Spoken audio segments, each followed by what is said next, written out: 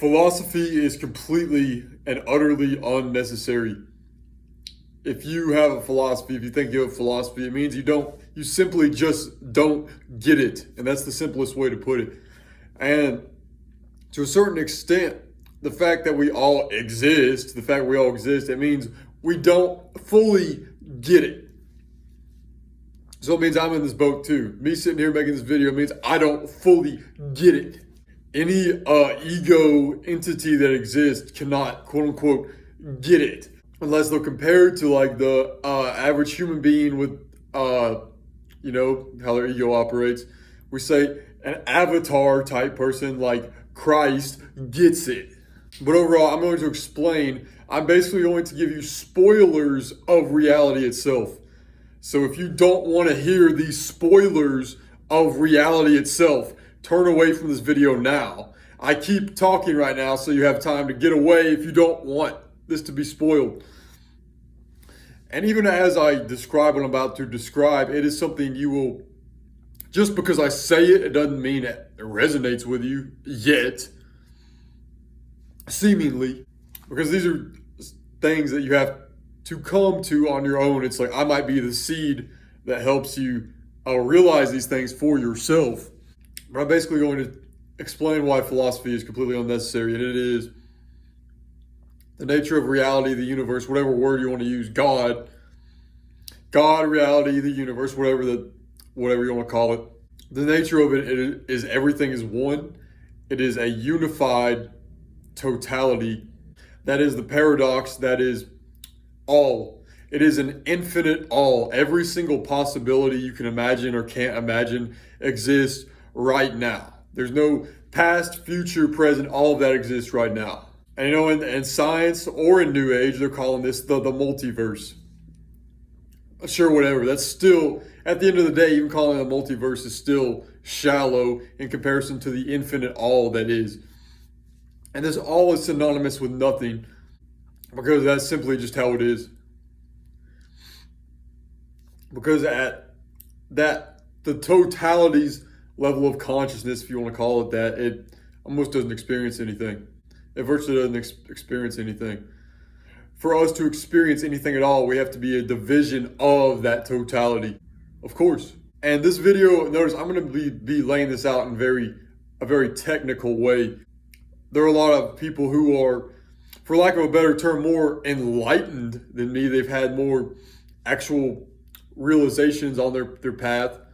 They might be more spiritually evolved of a higher consciousness, so to speak. Well, this is the point where I have come to recently in my journey of all this, that I can lay it out to you in a technical way. And I can kind of spoil this for the intellectual thinkers. It is a one infinite. And why is one and infinity synonymous? Well, it's because the nature of reality is unconditional love. That's what God is. That's what reality itself is. It is unconditional love.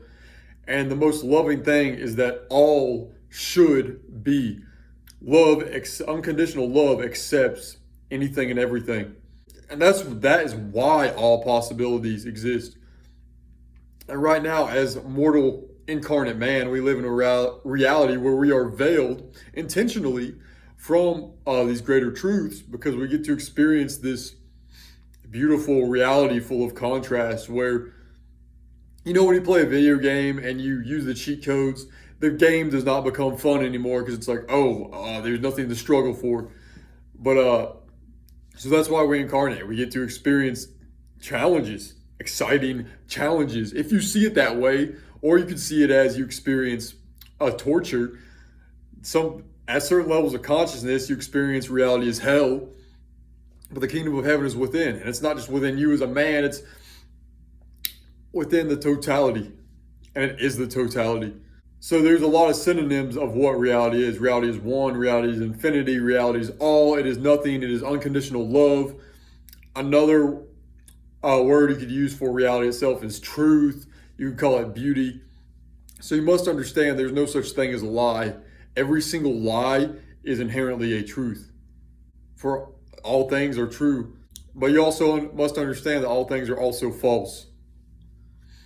And you gotta see how this makes sense, because ultimately, all things, all anything you can contextually realize as a thing is illusory. It's just for the experience. Yet all things are true in that the all allows all. And what I'm saying cannot be proven or disproven necessarily, but if you explore, if you seek within your own consciousness yourself, you begin to realize that it's supposed to be a mystery. You're supposed to be in a mystery. And the paradox is the best compass for you in any endeavor. I just use the word best. So you see, it's like when I use the word like best, it almost implies I'm giving you a philosophy. But as I told you before, I'm an incarnate human. We're still egoistically working this out from the perspective of me, Jackson Elmore, you, whatever the hell your name and body is. But as Christ is one with the Father, so are we one with the Father. And we are all divine, and all is divine inherently. And this is the spoilers to the universe, that you as an incarnate ego, it is, you are like a son. If the all, the totality itself, that is like the Father. And the Father is a perfect metaphor because the Father loves you. A father allows his son to be. He creates his son and he gives his son a certain environment. He lends his son certain wisdoms, grace, inheritance, but he allows his son to be his own being. So that's why the Bible works as such a functional metaphor, even in its distortion.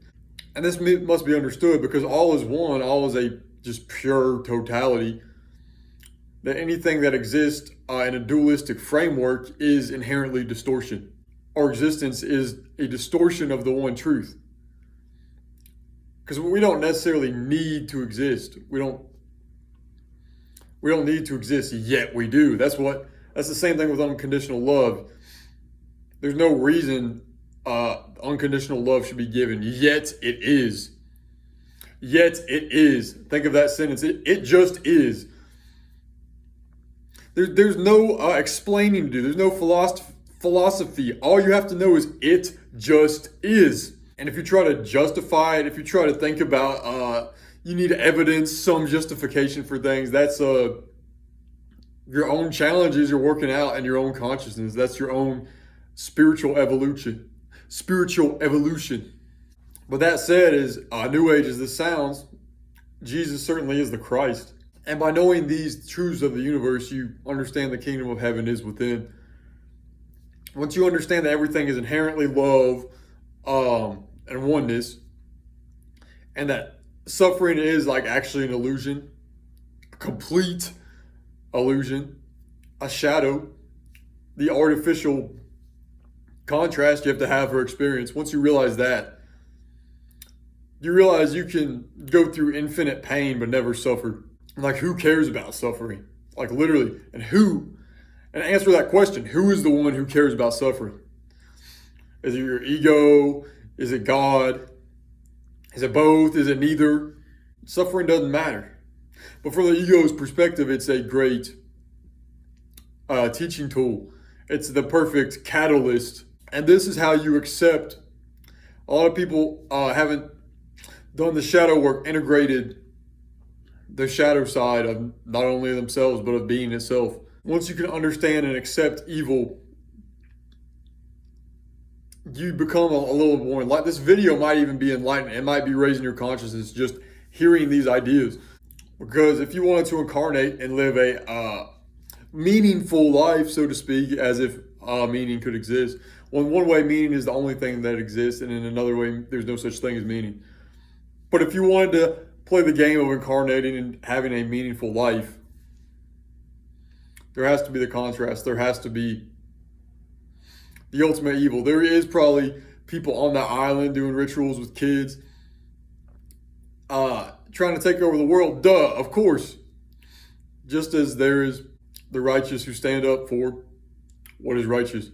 Because if you're going to buy into the game that is being, you have to accept this duality. And some people, it's you. A lot of what is inside of you, your ego structure with your soul or whatever, it's like Part of you is negative polarity, part of you is positive polarity, but which one do you want to be? I'm not trying to get into the law of one saying it's like, oh, we're humans to decide our spiritual trajectory, whether we're going to have a positive way up or a negative way up. That's true, but that's not necessarily what I'm talking about here. It's you become aware that everything is a choice. And you get to pick which one you do, and you're actually very spoiled for choice. You're so spoiled for choice. Sometimes you have no idea what to do. You're lost within all your choices. But if you're going to be lost in this woods, you might as well have a flashlight. And this video is certainly a flashlight for you. All of this said, the Bible is totally real, totally accurate in one sense, yet in God's eyes, it is nearly irrelevant. In God's eyes, Christ is almost as relevant as he is irrelevant.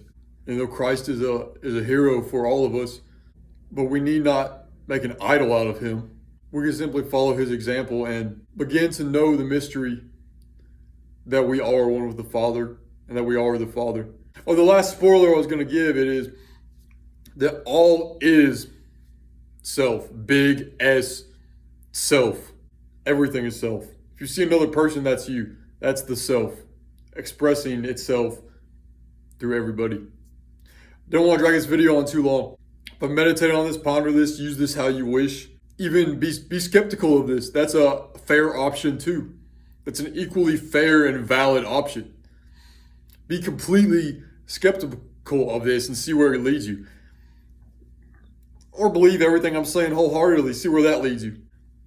Either way, from the ego's perspective, from the higher self's perspective, you're still progressing, so to speak. If there could be such thing as progression, you must be able to accept paradox. With that said, let me quit my little word salad address right now.